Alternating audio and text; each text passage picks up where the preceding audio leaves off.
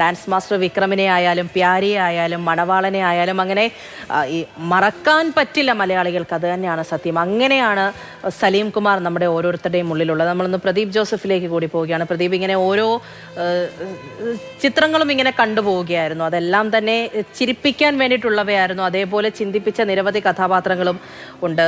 ഇപ്പോൾ പല സമയത്തും ഈ സലീം കുമാർ ഈ ആരോഗ്യ പ്രശ്നങ്ങൾ അദ്ദേഹത്തിനുണ്ട് എന്നറിയുമ്പോൾ ഇടയ്ക്കിടയ്ക്ക് ഇങ്ങനെ സലീം കുമാറിന്റെ മരണവുമായി ബന്ധപ്പെട്ടുള്ള വിവരങ്ങൾ വരാറുണ്ടായിരുന്നു.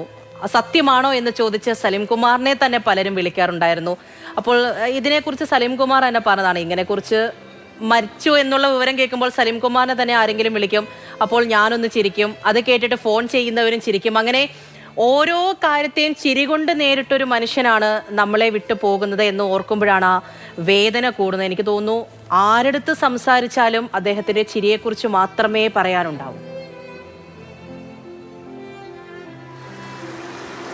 അതെ അതെ, തീർച്ചയായും ഒരു ചിരിയിൽ തുടങ്ങി ചിരിയിൽ അവസാനിക്കുന്നതായിരുന്നു പലപ്പോഴും അദ്ദേഹത്തിൻ്റെ സംഭാഷണം എന്ന് പറയുന്നത്. അത് അദ്ദേഹത്തിൻ്റെ ചില സിനിമകളിലെ ചില ഡയലോഗുകൾ പോലെ തന്നെ എന്ന് പറയാം. ഒരു പ്രത്യേക രീതിയിലുള്ള അല്ലെങ്കിൽ ഒരു പ്രത്യേക ആക്ഷനിലുള്ള ഒരു ചിരി എന്ന് തന്നെ വേണമെങ്കിൽ പറയാം. പൂജ പറഞ്ഞതുപോലെ പലപ്പോഴും സോഷ്യൽ മീഡിയ അദ്ദേഹത്തെ പലതവണ കൊന്നിട്ടുണ്ട്, അല്ലെങ്കിൽ സോഷ്യൽ മീഡിയയിലൂടെ അദ്ദേഹം പലതവണ നേരത്തെ മരിച്ചിട്ടുണ്ട് എന്ന് തന്നെ പറയാം. ഇത് കേട്ട് പല ആളുകളും പറയുന്നത് കേൾക്കുന്നത് ശരിയാണോ എന്നറിയാൻ വേണ്ടി അദ്ദേഹത്തെ തന്നെ നേരിട്ട് വിളിക്കുകയും അദ്ദേഹം അതിനെപ്പോലും ഒരു തമാശയിൽ പൊതിഞ്ഞ് കൈകാര്യം ചെയ്ത് മറുപടി പറയുകയും ഒക്കെ ചെയ്തിട്ടുണ്ട്. ഇത്തരത്തിൽ ചില അവസരങ്ങളിലെങ്കിലും അദ്ദേഹം ഖിന്നനായിരുന്നു എന്ന് പറഞ്ഞുകൂടാ, എങ്കിലും അദ്ദേഹവുമായി അടുത്ത ആളുകൾ ഇതിലൊക്കെ ചില നേരിയ പരിഭവവും സങ്കടവും ഒക്കെ പങ്കുവെച്ചിട്ടുണ്ട്. എന്തായിരുന്നാലും ഇന്നലെ രാത്രി 11:30 മണിയോടുകൂടിയാണ് അദ്ദേഹത്തിൻ്റെ അന്ത്യം സംഭവിച്ചത്.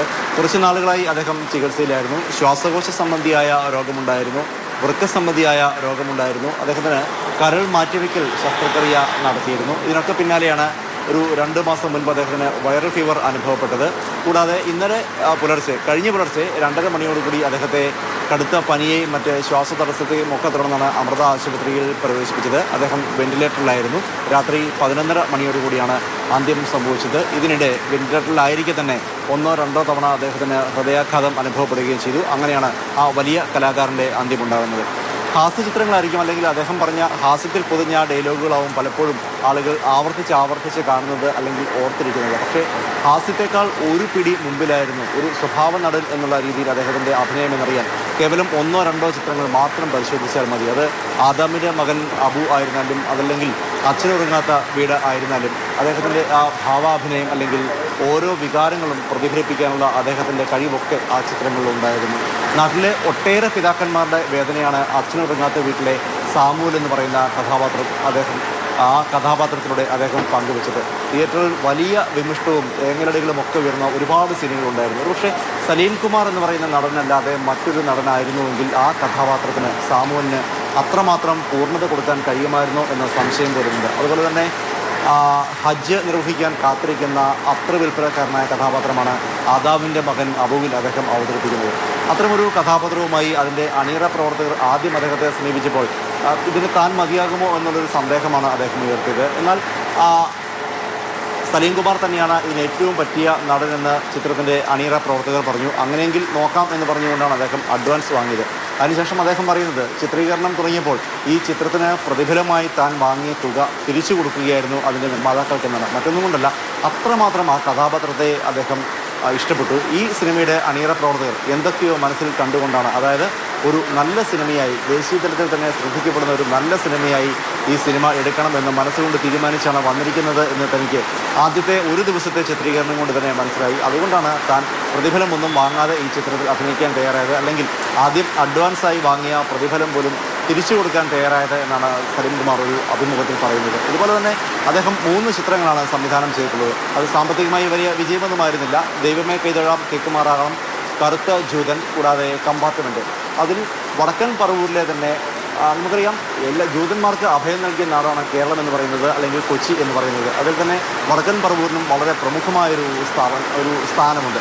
ആ ഒരു ഓർമ്മകൾ, പ്രത്യേകിച്ച് മാളയിലെ ഒരു പഴയ ലൈബ്രറി കെട്ടിടത്തെക്കുറിച്ച് അദ്ദേഹം അറിയാൻ ഇടവന്നു. ജൂതന്മാരുമായി ബന്ധമുള്ള ഒരു കെട്ടിടമായിരുന്നു ഇത്. അങ്ങനെ ആ ഒരു അറിവിൽ നിന്ന് ഗവേഷണം നടത്തി, അല്ലെങ്കിൽ കൂടുതൽ ചിന്തിച്ച് അതിന് ഒരു സിനിമാറ്റിക്കായ ആവിഷ്കാരം നൽകിയാണ് കറുത്ത ജൂതൻ എന്ന് പറയുന്ന സിനിമ പുറത്തു വന്നത്. അദ്ദേഹത്തിന് വലിയൊരു സ്വപ്നമായിരുന്നു ആ സിനിമ. സാമ്പത്തികമായി അത് വലിയ വിജയമായിരുന്നില്ല, പക്ഷേ അദ്ദേഹത്തിന് ആ ചിത്രത്തിന് നല്ല കഥയ്ക്കുള്ള സംസ്ഥാന അവാർഡ് ഉൾപ്പെടെ ലഭിക്കുകയുണ്ടായി. അങ്ങനെ ദേശീയ അവാർഡുകളും സംസ്ഥാന അവാർഡുകളും ഫിലിം ക്രിട്ടിക്സ് അവാർഡുകളും കൂടാതെ മറ്റ് നിരവധി സംഘടനകളുടെ അവാർഡുകളുമൊക്കെ വാരിക്കൂട്ടിയ നടൻ തന്നെയാണ് സലീം കുമാർ. അതെ, ശരിയാണ്. ഇന്ത്യൻ സിനിമയുടെ നെറുകയിൽ വരെ എത്തിയ ഏറ്റവും വലിയ പുരസ്കാരം ഉൾപ്പെടെ സ്വന്തമാക്കിയ, അതും ഒരു സമയം അത്രയും ഹാസ്യ നടൻ എന്നുള്ള രീതിയിൽ മാത്രം നമ്മൾക്ക് കണ്ട് പരിചിതമായ, അതേ സമയം തന്നെ ഒരിക്കലും മടുപ്പില്ലാതെ നമ്മൾ കണ്ടുകൊണ്ടിരുന്ന സലീം കുമാറിൽ നിന്നും ഏറെ വ്യത്യസ്തനായ ഒരു കഥാപാത്രം അതായിരുന്നു ആദാമിൻ്റെ മകൻ അബു എന്നുള്ളത്. അങ്ങനെയുള്ള സലീം കുമാറിൻ്റെ ഓരോ വേഷങ്ങൾ കാണുമ്പോഴും, ആദാമിൻ്റെ മകൻ അബു ആയാലും, അച്ഛൻ ഉറങ്ങാത്ത വീടായാലും, കേരള കഫേയിലെ ബ്രിഡ്ജ് എന്ന് പറയുന്നൊരു ഹ്രസ്വചിത്രമുണ്ട്. അതിൽ കൽപ്പനയും സലീം കുമാറും അത്രയ്ക്ക് അഭിനയിച്ച അത്രയ്ക്ക് ശക്തമായൊരു കഥാപാത്രമാണ്. സാധാരണക്കാരിൽ സാധാരണക്കാരൻ എന്ന് നമ്മൾ പലപ്പോഴും പറയാറുള്ള, അല്ലെങ്കിൽ ആ കാറ്റഗറിയിൽ ഉൾപ്പെടുത്തുന്ന ഒരു കുടുംബം, ഏറെ അന്നന്ന് മാത്രം കഷ്ടപ്പെട്ട് ജീവിതം മുന്നിലേക്ക് നയിക്കുന്ന ഒരു സാധാരണ കുടുംബം. അതിൽ അമ്മയ്ക്ക് മറവി രോഗമാണ്. ആ അമ്മയെ ശുശ്രൂഷിക്കുന്ന, അതോടൊപ്പം തന്നെ ആ കുടുംബത്തിൻ്റെതായിട്ടുള്ള പ്രാരാബ്ധങ്ങളോടൊപ്പം ചേർന്ന് പോകുന്ന ഭാര്യയുടെ പരാതികളെല്ലാം കേൾക്കുന്ന ഒരു ഭർത്താവ്, ഒടുവിൽ ആ അമ്മയെ ഉപേക്ഷിക്കേണ്ടി വരുന്ന ഒരു മകൻ്റെ ദയനീയാവസ്ഥയൊക്കെ കേരള കഫേയിലെ ബ്രിഡ്ജ് എന്ന് പറയുന്ന സിനിമയിൽ അത്രയ്ക്ക് മനോഹരമായിട്ട്, അത്രയ്ക്ക് ശക്തമായിട്ട് തന്നെ സലീം കുമാർ അവതരിപ്പിച്ചിരിക്കുന്നു. കൽപ്പന എന്നുള്ള നടിയെ നമ്മളും ഈ ഹാസ്യരീതിയിൽ തന്നെ കണ്ടതിന് ശേഷം ഏറ്റവും ഒടുവിലായിട്ട് ശക്തമായുള്ള കഥാപാത്രങ്ങൾ നൽകിയാണ് വിട പറഞ്ഞത്. അതേ രീതിയിൽ തന്നെയായിരുന്നു കേരള കഫേയിൽ സലീം കുമാറും കൽപ്പനയും അതിശക്തമായ രണ്ട് കഥാപാത്രങ്ങളായിരുന്നു കേരള കഫേയിലെ ബ്രിഡ്ജ് എന്ന സിനിമയിൽ നമുക്ക് കാണാൻ പറ്റിയത്. അതിനുശേഷം ഒരു പെൺകുട്ടിയുടെ നീതിക്ക് വേണ്ടി പോരാടുന്ന പല മലയാളികളുടെ മനസ്സിലുള്ള സദാചാര ബോധത്തെ, മലയാളികളുടെ എന്ന് മാത്രം പറയാൻ പറ്റില്ല, നമ്മുടെ നിയമ സംവിധാനത്തിനകത്ത് നിൽക്കുന്ന പലരുടെയും ഉള്ളിലെ സദാചാര ബോധത്തെ എല്ലാം തച്ചുടയ്ക്കുന്ന ഒരു പെൺകുട്ടിയുടെ നീതിക്ക് വേണ്ടി വാദിക്കുന്ന അഭിഭാഷകന്റെ വേഷത്തിൽ സലീം കുമാറിനെ നമ്മൾ ക്വീൻ എന്ന സിനിമയിൽ കണ്ടിട്ടുണ്ട്. അങ്ങനെ നിരവധി കഥാപാത്രങ്ങൾ നമ്മൾക്ക് നൽകിയ അതുല്യ പ്രതിഭ. അത് മലയാളത്തിന് ശേഷം തമിഴിലും ബംഗാളിലും ഒഡിയയിലും ഒക്കെ കണ്ടിട്ടുള്ളതാണ്. തമിഴിൽ ധനുഷിനൊപ്പം മരിയാൻ എന്ന സിനിമയിൽ മലയാളികൾ 3 പേർ ചേർന്ന് ആ സിനിമയെ അവിസ്മരണമാക്കിയിട്ടുണ്ട്. അത് സലീം കുമാറും പാർവതി തിരുവോത്തും വിനായകനുമാണ്. ധനുഷിനൊപ്പമുള്ള കോമ്പിനേഷൻ സീനുകളായാലും അതെല്ലാം തന്നെ അതിശക്തമായി തന്നെ അവതരിപ്പിച്ചിട്ടുണ്ട് സലീം കുമാർ എന്നുള്ളതാണ്. നമ്മൾ ഒരുപാട് കണ്ടുപഴകിയ സലീം കുമാറിൽ നിന്നും തികച്ചും വ്യത്യസ്തമായ കഥാപാത്രങ്ങളാണ് ഇങ്ങനെ ഓരോ സിനിമകളും, അതും തന്നെ നിരവധിയുണ്ട് എന്നുള്ളതാണ്. അങ്ങനെ ചിരിപ്പിച്ചും ചിന്തിപ്പിച്ചും കരയിപ്പിച്ചും നമ്മളെ വിട പറഞ്ഞു പോവുകയാണ്